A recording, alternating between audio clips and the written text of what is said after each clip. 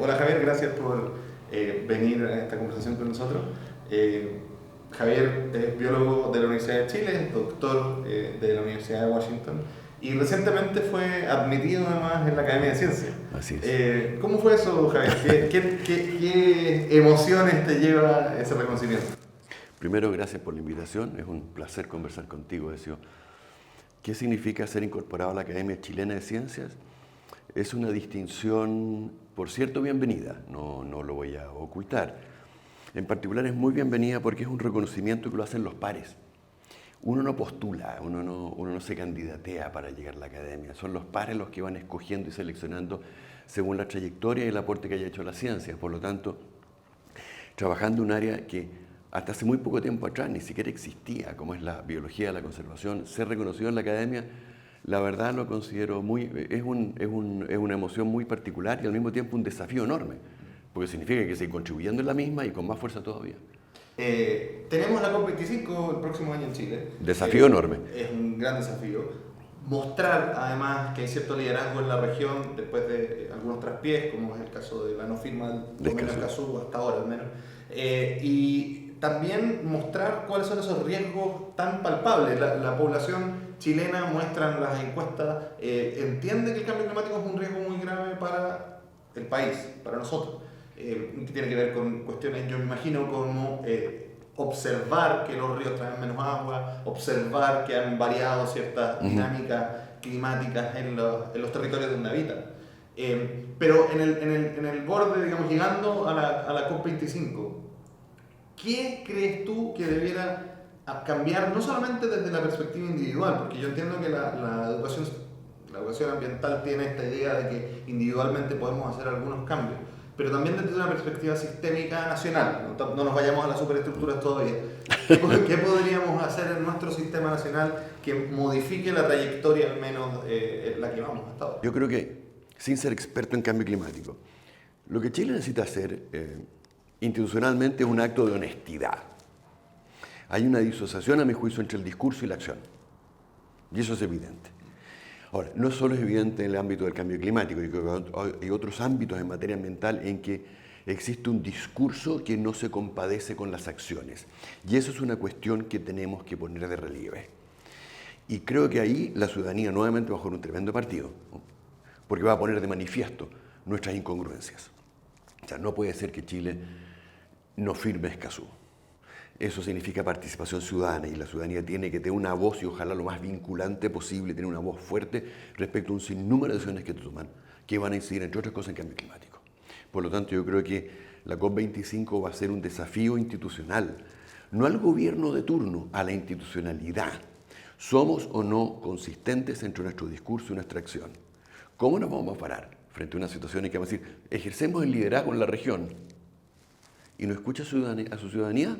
Eso no es liderazgo, eso tiene otros nombres. Por lo tanto, yo creo que hay múltiples desafíos. La ley de cambio climático, a ver cómo lo vamos a estructurar, qué significa. Chile tiene un sinnúmero de, como te decía, de estas disociaciones. En algunos casos, Dr. Jekyll y Mr. Hyde, seamos honestos. No estoy diciendo que todo sea malo, no solo respecto al cambio climático, sino que otras dimensiones. Hemos avanzado muchísimo, pero todavía nos quedan sectores en los cuales se producen estas incongruencias, en parte porque hay una incomprensión y presiones de grupos de interés que son demasiado fuertes como para que uno avance tranquilamente. Me imagino que ha seguido algo la negociación, la discusión que ha habido sobre la creación de dos servicios nuevos, ahora que estamos hablando de la institucionalidad, el CERNAFOR y el SBAP, el Servicio de Biodiversidad y la Estrategia. En ambos casos ellos tendrían un rol que jugar a propósito de la posible ley de cambio climático, que también es un compromiso de gobierno. Así es. ¿Cuál te parecería a ti que serían los lineamientos mínimos que debieran incorporarse en términos de cambio climático y protección de la biodiversidad? A ver, los dos son servicios necesarios para este país, no cabe ninguna duda. Los servicios lo que hacen, y tú lo sabes mejor que yo, ejecutan las políticas públicas. El Servicio Nacional Forestal necesitamos uno, público, la CONAF, una entidad privada, por eso estamos creando este Servicio Nacional Forestal, ¿verdad? Si uno analiza todo el papel que juegan los bosques en mitigar y combatir el cambio climático, es fundamental. Por lo tanto, yo entendería que dentro de la política forestal, el hacer partícipe al sector forestal, público y privado, ¿verdad?, del combate al cambio climático es indispensable. Los árboles capturan CO2, eso nos ayuda a mitigar un poco la emisión de gases de efecto invernadero. Por lo tanto, el Cernafor, si tú me dices, juega el papel, es uno de los actores clave en este papel. No cabe ninguna duda en eso. Por lo tanto, retrasar la creación de un Cernafor que ejecute sólidamente una política pública forestal no tiene sentido. Por el otro lado, el Servicio de Biodiversidad y Áreas Protegidas también es un actor clave, no solo porque el cambio climático lo va a afectar directamente a su objeto, que es la biodiversidad, sino que también juega tremendo papel en su combate. Entre otras cosas, sabemos, por ejemplo, el papel que juega la riqueza de especies o las combinatorias de especies en el funcionamiento ecosistémico. Por lo tanto, deberíamos ser capaces de administrar con cierta inteligencia la capacidad de mitigar efectos o aminorar los efectos del cambio climático con los dos servicios, ¿verdad? Esos dos servicios son indispensables. Su retraso y el antagonismo con lo cual se los ha enfrentado carece de todo sentido a la luz de cualquier paradigma que lo mires. Sigamos con el tema de áreas protegidas porque había una discusión, sobre todo este último año, de turismo y áreas protegidas. A propósito de algunas concesiones de áreas protegidas y también de alguna discusión sobre hacer caminos y hacer hoteles y hacer infraestructura dentro de las áreas protegidas. Yo me imagino que tú tienes una posición crítica sobre eso, pero mi pregunta va más a cómo darle un valor en un sistema que le vea un valor económico finalmente a estos espacios naturales, cómo darles un valor que no sea este valor de intervención humana. Ahí hay que jugar un balance.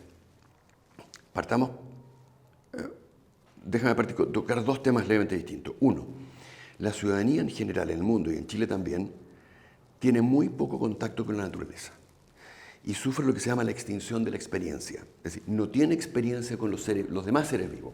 Y eso hace que no tenga ningún apego emocional con cualquier especie o con cualquier sistema. Por lo tanto, no está consciente que sus actos pueden impactarlo. Por eso creamos Cahuyeguen, para poner eso en valor. Por lo tanto, necesito acercar a las personas a la naturaleza, incluyendo la biodiversidad. Y las áreas protegidas me sirven para ello. Por lo tanto, necesitamos que la gente las visite. Por otro lado, no son un parque de recreaciones. No es un parque de recreación. Ahora, lo que uno tiene que hacer es que internacionalmente se reconocen 6 tipos de áreas protegidas distintos. Chile tiene como 20 y tantas, ¿no?, que se pueden reducir a las mismas 6, afortunadamente. Dentro de esas 6 tipos de categoría, algunas permiten más intervención que otras. Por lo tanto, lo que yo esperaría es que fuéramos muy juiciosos en que haya algunas áreas donde no las vamos a convertir en un parque de recreación. Los parques nacionales, por ejemplo, que son las categorías más estrictas, te permiten visitas a áreas determinadas para que tomes contacto, te permiten actividades de educación y de investigación, o sea, de muy bajo impacto. Hay otras que incluyen donde tú puedes explotar recursos naturales y donde podrías poner un hotel o alguna otra actividad parecida. Por lo tanto, lo que hay que hacer aquí es, no, esto no es un mero parque de diversiones, pero tampoco es cerrarlo. Pierdo en los dos extremos. Y lo que se dice entonces es una visión juiciosa de saber en qué áreas protegidas tú puedes hacer este grado de intervención y acercar a las personas y en qué áreas no. Y la gente tiene que entender que hay no que son no. Porque los parques nacionales son los últimos reductos, son las joyas de la corona respecto a la protección de la biodiversidad con muy baja intervención. Ponerle hoteles adentro carece de todo sentido, en ese extremo. Por ejemplo, es preocupante que la modificación al reglamento del Servicio de Evaluación Ambiental haya excluido de estudios de impacto ambiental la construcción de caminos al interior de áreas protegidas. Es la propuesta. Esa es la propuesta. Sí, no se ha aprobado afortunadamente. No, bueno, afortunadamente, pero esa propuesta carece de todo sentido. Existe evidencia sólida de que los caminos, incluso caminos de tierra, tienen un impacto severo en la diversidad biológica. Es decir, usted va a llevar los impactos que quería evitar al crear a la área protegida, por eso las protegió, y les va a meter al medio un agente disruptor. No, eso no tiene parece toda lógica, más allá de una lógica de explotación que precisamente es la que se quería... Poner un hotel, ¿no es cierto?, frente a los parajes más prístinos o a los parajes más bellos, donde además solo unos pocos lo puedan capturar, tampoco tiene sentido. Las áreas protegidas deben ser además un acto de democracia. Todos deben tener acceso. Hoy día un riesgo que corremos es que en muchas áreas protegidas hay instalaciones a las cuales el chileno promedio no tiene acceso. Y eso es injusticia ambiental. No puede ser. Problemas de distribución siempre han sido una de las cuestiones internas del derecho ambiental. O sea, el derecho ambiental proviene en parte de la idea de justicia ambiental y por lo tanto proviene en parte de la idea de que hay que distribuir mejor las cargas y los beneficios que el medio ambiente naturalmente nos entrega, entre ellos la belleza escénica, entre ellos el clima incluso. Y de ahí que nosotros tenemos una idea de que la ley de cambio climático, por ejemplo, tiene que incorporar conceptos de justicia climática. Ahora, uno puede extender un poco más ese concepto y llevarlo a lo que algunos autores hablan de la justicia ecológica, donde ya no es solamente un problema de distribución entre nosotros humanos, sino que un problema de distribución entre nosotros y las otras vidas. Y eso problematiza mucho más el asunto. Yo te quiero preguntar, ¿cómo has visto tú que has estado cerca siempre de la biodiversidad y por lo tanto de las otras vidas? ¿Cómo ves esta lógica ética de protección de las otras vidas? Linda pregunta. El problema de conservación de biodiversidad es un problema ético, no cabe ninguna duda. Y no solo es una ética con nuestra propia especie, sino que con las demás especies. Este es un tema que lleva en el tapete, probablemente uno de los que primero lo relevó con fuerza fue Aldo Leopold en los años 30. Te darás cuenta que no vamos a decir que ha tenido mucho arrastre su postura hasta el día de hoy. Viene un movimiento muy fuerte de vuelta, en que efectivamente lo que se está tratando, y hay abogados trabajando en ello, en que los demás seres vivos también tienen derechos. Tú mejor que yo podrías decirme cuáles son las opciones de futuro que tienen, digamos, pero hay todo un debate respecto a que efectivamente esto se trata de una ética interespecífica, no cabe ninguna duda. Si tú piensas, por ejemplo, y uno lee entre líneas a el Dalai Lama, algunas aseveraciones del actual Papa, algunos filósofos, uno empieza a vislumbrar que efectivamente lo que hay aquí es un respeto hacia los otros, porque en los otros estamos también nosotros, y eso está empezando a ser un cambio re importante. Y por eso nosotros nos pegamos el cambio de no solo hacer ciencia a través de lo que hago en la universidad, sino que además de mostrar lo que le importa a la ciudadanía a través de Cauyeguén, porque hasta ahora el problema eran las otras especies, en vez de nosotros. Entonces la idea es, ojo, también hay aquí una participación con otros seres vivientes. La disputa va por ahora con los seres sintientes, aquellos que supuestamente tienen un grado de conciencia de sí mismos, más o menos desde los pulpos para arriba, digamos, ¿verdad? El debate es qué derechos se les quiere conferir, qué reconocimiento se les quiere dar. Y eso es una cuestión que va a venir con cierta fuerza.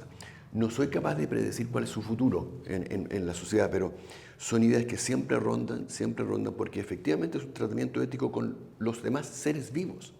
Ahora, en un toque pesimista, no tenemos normas éticas para lidiar entre humanos, digamos. Imagínate con terceros con los cuales no tenemos ni siquiera los conocemos. Tenemos normas éticas, no se cumplen.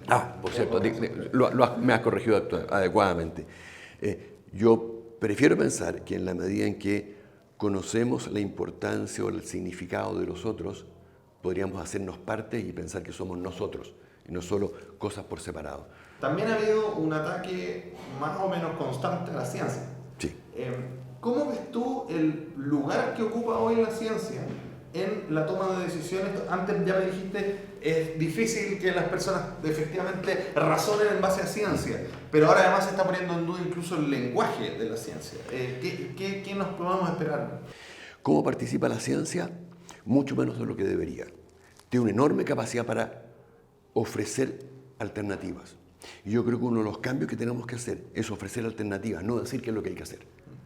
Y eso es una cuestión que es por lo menos yo lo veo en mi mundo más cercano, es probablemente el mayor debate. O sea, ser capaz de entregarle al otro información o sugerencias respecto a los posibles escenarios, ¿verdad? Con la información disponible, de qué es lo que ocurriría si las acciones son A, B, C o D.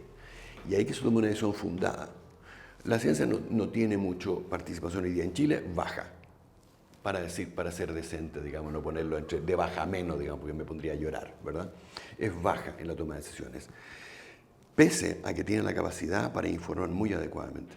No significa que sea perfecta, no significa que, además, no significa que el conocimiento que se genera con el método científico, cualquiera sea la ciencia que aporte, es el único conocimiento.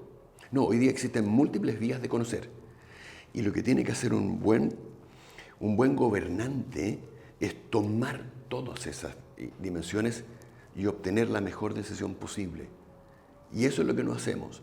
Hoy día normalmente las decisiones están clásicamente basadas en relaciones costo-beneficio y en general bajo la presunción falaz del desarrollo, y digo falaz porque usualmente es crecimiento económico, y ahí entramos en otro tipo de injusticias. Por lo tanto, yo creo que en la medida en que no cambiemos cuál es el norte de nuestra política pública global, que debería ser el bienestar, ¿verdad?, la ciencia va a seguir teniendo poco papel, porque es un actorcito más, ¿verdad? Y la comunidad científica chilena es muy potente. No le desmerece a ninguna otra, es potente. ¿Podría aconsejar más? Sí. Denos opciones de aconsejar también. Ahora, lo que hay que hacer no es llorar. Esto es sin llanto y no hay muertos en política, no hay muertos, ¿verdad? De manera que hay que trabajar, mostrando, ¿verdad? Entregando esa información para tomar decisiones. Si no te escucharon hoy día, bueno, presenta los escenarios, te escucharán mañana, a lo mejor. Las minas de carbón, dentro de las cuales ciertamente está la de Riesco, es parte de esas incongruencias ambientales de este país. Por un lado, nosotros como país y nación declaramos que queremos reducir nuestra contribución de gases de efecto invernadero y desacoplar nuestro crecimiento a la contribución de gases de efecto invernadero. Bravo. Pero al mismo tiempo, con la otra mano, firmamos el mismo Estado el que otorga las licencias y los permisos para las minas de carbón. Eso no tiene sentido. Por otra parte, dice que vamos a reducir las minas de carbón, las centrales termoeléctricas basadas en carbón. Pero seguimos dando los permisos. Cuando a propósito de justicia ambiental y a propósito de Escazú, cuando tú sacas el carbón de un lado, dice que solo pueden lidiar con la participación ciudadana los que viven en las inmediaciones.